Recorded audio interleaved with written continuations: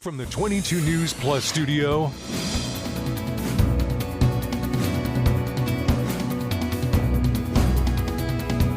this is 22 News in Focus with Patrick Berry. Hello, everyone, and welcome to this edition of In Focus. I am your host, Patrick Berry. It's an exciting day here in the 22 News Plus studio. I'm honored to be joined across the desk by a very, very talented person, Miho Matsuno. She is a violinist with the Springfield Symphony Orchestra since 1992. Miho, thank you so very much for joining me today. Thank you. I am so excited to talk to you to learn more about the life of a symphonic orchestral musician, if I've got that right. Uh-huh. So you've been a member of the Springfield Symphony since 1992. That's right. Let's talk about life before that. So where did you grow up and where did you learn your love of music from? Sure. Actually, I was born in Japan, but then my parents and I moved to Southern California when I was about 5 years of age. Okay. And So do you remember any of your time in Japan? bits and pieces. Okay. Yeah. Okay. And subsequently, my mother decided that I should take violin lessons and ballet. And that's my first exposure to basically the arts. You know, were either of your parents musicians No, or in they the were arts? not. Not. They were not. Because They're usually just sometimes you hear it's passed down that there's a yes. musical gene in That's some right, families. right. I have a lot of colleagues who do have parents who are musicians, but Okay. in my case, no. So I started violin lessons, and then we moved to the East Coast and continued to take violin lessons. And at which point, around the time I was in high school, that's when I really started uh, getting serious about the Okay. violin. And by the time I graduated from conservatory, there was a opening in the Springfield Symphony Orchestra, which I auditioned for, Okay. and that's how I've been there since. A long time. Yes. A long time. So going back, you said you graduated from conservatory. Where were you living at that point, and what was the conservatory? I was living in New York City, as Okay. I still am, and I attended the Juilliard School for my bachelor's and my master's. Really? Yes. Okay. So how did you how did you hook up with the Springfield Symphony? They post an ad looking for That's musicians? right. That's Really? right. That's right. In the Musicians Union paper, there are ads for auditions for various groups and organizations, and Springfield was one of them. Okay. And actually, I was really encouraged by my freshman roommate um, at Mount Holyoke College to audition. We used to actually go hear the Springfield Symphony Orchestra when we were students at Mount Holyoke, Okay. and she thought it was kind of a neat idea for me to try to actually be a performer instead of an Right. audience member. So I said, okay, why not? And I took the audition, and So here I am. what is the audition process like to become an orchestra member? Well, a lot of orchestras require that you submit your resume first, Okay. and then from there they vet who they invite to play. And then if you get invited to play, there's usually the preliminary rounds where they hear excerpts from various orchestral pieces that they have decided. And they send you the And music beforehand, so it's not blind yes, audition. no, Okay. no. So you perform as best as you can on those excerpts, and then there's a semifinal round where you're asked to play excerpts again, and there's possible sight reading. And then if you pass that round, then you're in the finals. Wow. And there, at that point, you may be required to play a solo concerto um, and more excerpts. And the final round is the most important round because that's usually when the conductor and the principal players of the orchestra decide whether or not you're accepted. So, Is the audition process still pretty much the same thing today as it was back when you were? yeah, Okay, yeah, so and pretty it's uniform. mostly behind a screen. So there's no bias. So the those who are judging you, they're only judging by their ears. Correct. Okay. So they don't know if it's male, female, tall, short. They have no idea. That's right. That's right. That's Interesting. right. Yep. Huh. Okay. Yep. So you land your job at the Springfield Symphony That's right. Orchestra. That's right. And that was when the early 1990s, right? Right. So it's been a while, but that's good. So you have to, you're a young child. Yeah, I mean, not a young child, but you're just a young adult at that point. I just finished grad school. Yeah. And now you've got your first. How nervous were you the first time that curtain went up, as they say? I actually, had up until that point a lot of experience playing in orchestras. Okay. So, but it was my first time playing with these particular people. And so I wasn't sure what to expect. But these people have become my family now. And when we play together, we can anticipate what we would do in any given moment, in any given piece. And that's the beauty of being a member of an orchestra and for so long, because you get to know your colleagues and you get to kind of mesh with their playing. And that only happens when you've been together for as long as, I So it sounds like have. there's quite a few members of the Springfield Symphony Orchestra who have been there for a while There because you are. get that Yes. familiarity with each other's playing. Yes. And it's also very, very, very important to have a music director who kind of carries that consistency for us, you Okay. know. So right now, we have a committee at the orchestra that has been recently formed, and hopefully we'll find a new music director in the next few years. And yeah, it's probably going to be a very exciting time for us. It certainly sounds Yeah. like it. We are up on our first commercial break. We're talking about the being a musician with with the Springfield Symphony Orchestra. We'll be right back after this. This is 22 News in Focus with Patrick Berry.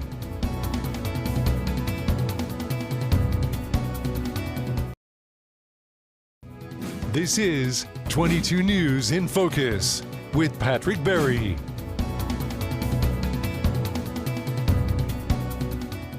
Welcome back, everyone, to this edition of In Focus. I am your host, Patrick Berry. Across the desk from me today is Miho Matsuno. She is a violinist with the Springfield Symphony Orchestra. Miho, thank you so very much for joining me. Thank you. Fascinating to hear your story of, not growing up in an artistic family, but Yes. really hitting the pinnacle of the orchestral world, playing in a symphony orchestra. You have played not just in Springfield, but you have graced many amazing stages: Lincoln Center, Radio City Music Hall, Carnegie Hall. Um, have you played globally too, or has most of your work really stayed right here in the States? Most of my work has been in the States, but I have had one occasion where I did play in Europe. Right after I graduated from Juilliard, we had an orchestra tour there, and that was really exciting. Um, but nevertheless, every time I've played on the stage at Carnegie Hall, there's such a sense of wonderment and history, and it's a very special place. You So know. when you perform at, say, a Radio City, a Carnegie, or any of those bigger stages that people might remember, is it you as a soloist, or are you as part of an orchestra in a larger group? No, I've always played there as part of a group. Okay. Yeah. So that has to be a little overwhelming as well. Again, you know, Carnegie Hall. I look at it, because I'm not a musician. I look at some of these facilities of, holy smokes, that's Carnegie Hall. That's right. Do the musicians feel the same thing when you step out on stage? I think we do. Okay. Yeah. I mean, especially at the first rehearsal in the hall. Right. Um, Yeah, yeah, they, that's right. I'm thinking, your first experience there is when the proverbial curtain goes up, but you've rehearsed there, so by yeah, the time the curtain goes up, you're we comfortable. usually have like either a sound check or rehearsal in the hall before we perform there. But even during the rehearsals, the acoustics are quite different from what you're used to. Right, In fact, it's and not in a bad way, but it's in a wonderful way. right. And you see all the beautiful seats and the chandeliers and everything. And yeah, it's a special moment. Now, have you Yeah. had the chance, um, because if memory serves me correct, a lot of Broadway shows have pit orchestras. Have Yes, you ever had that opportunity I too? have. Really? Not a lot. A lot of my colleagues have had more shows under their belts, but I did play and sub on a couple shows, Wow. and yeah, that's a very interesting, experience in and of itself. I have to imagine having as a attendee of both symphonies and Broadway shows, Yes, very different experience from an attendee. It has to be from the musician side too, sure. because from a Broadway pit orchestra, you've got not only your conductor, but you've also got a group on stage doing things. That's right. Yeah, it's very much like an opera. Yeah. If you go to an opera house, it's the same thing. The musicians are in the pit. You have the singers, acting and singing on stage, and the conductor basically connecting to. And Broadway is basically the same. So as a professional or orchestral musician, are you and your fellow musicians on stage, is that your full-time job or is it more of a professional hobby? There are full-time orchestras where you rehearse every day and you perform every night. But in my case, the Springfield Symphony Orchestra is a per service orchestra, which means that a lot of us come from different states and situations, and we try to cobble together a lot of different kinds of musical work to make a living. And that's called basically a freelancer. Okay. And Okay. so the symphony is made up of a lot of freelance musicians. A lot of them come from New York, like myself, Boston, and Vermont. We come from all over. So Yeah. really from all over the Northeast, you Yes. descend on Springfield for Yes. performance weekend and That's spend, right. a day or two rehearsing and Yes. then an evening performing. That's right. Wow. And so how many people in an orchestra? 60, 70, Um, give or take? I would say, yeah, about 70 people. Okay. Yeah. And throughout your rehearsals, you're a violinist. You're part Yes. of the string group. Yes. Does the string group rehearse one way and then the woodwinds another way and the percussion another way, or do you all rehearse together? No, we rehearse together. Okay. Because the pieces, involve all of us, and unless it's written for just certain instruments. Like this weekend, we're performing a piece actually side by side with some of the youth orchestra members, and Nice. that's only for strings. Okay. Okay. But otherwise, yes, all the different instrumentation, is So there. do you get are the pieces new when you show up for rehearsal, or are you sent them days, weeks in advance so that maybe, in your house you're practicing? That's right. Yeah, we usually get the music in advance so that Okay. we can take a look at it. Yeah. Mm-hmm. Oh, interesting. And then Yes, so everybody on stage does the same thing. They get it in advance, they practice at home. that's So when you right. come together, it's not unfamiliar, Correct. but then the conductor works to smooth out Right. the way everybody's performing. That's So right. you spend your rehearsal time and the conductor saying, all right, no, we need a little bit more brass here. I want it a little bit louder there. That's right. That's right. But what I'm very, very, very proud of when I say I'm a member of the Springfield Symphony is because, like I said, we come from all different areas, and we only have 2 days to rehearse a program. Wow. And somehow, every single It time works. we have a fantastic performance, and it's because of the people, who are involved. They are so dedicated to their craft, and they are so musical, and they're such artists, and they come completely prepared to rehearsals, and we love making music together. And I'm just so proud of being a member because we have made so many beautiful performances. Yeah. So I have to ask the question. I know, folks, I know very little, if not zero, about symphonic music. Uh-huh. So during your rehearsals, you and the other musicians are working on whatever piece it is. All right. The conductor is up there sort of fine tuning it, smoothing it out, right? Right. Then what's the purpose of the conductor on performance night? If you guys have got this down, why is the person up in the front waving the stick around? Well, the conductor usually is necessary to make sure that there are no train wrecks during the concert, you know. Don't So, sugarcoat it. so they're kind of there to monitor everything, because there are a lot of fantastic orchestras who can basically play without a conductor, you know. But I think if you have a really, really good conductor, they bring the best out of you, you know. And during the concert, I think that would be their key role, is to bring the best out of the musicians for the best performance, you know. Fantastic. We're Yeah. up on our second commercial break. We'll be right back after this. This is 22 News in Focus with Patrick Berry.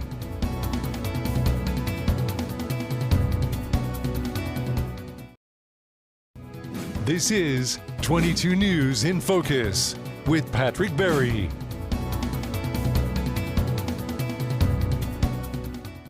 Welcome back, everyone, to today's edition of In Focus. We're here in the 22 News Plus studios talking about the Springfield Symphony Orchestra, and we've got Miho Matsuno. She is a professional violinist, and she's across the desk from me today. Miho, thank you so very much for your Thank time. you. Greatly appreciate it. It's fascinating for me to speak with artists, musicians, potters. Pick your artistry, just to hear about the process Sure. in creating your art. Hmm. We talked a lot about the Springfield Symphony Orchestra as a whole, Yes. but there's a subset Yes.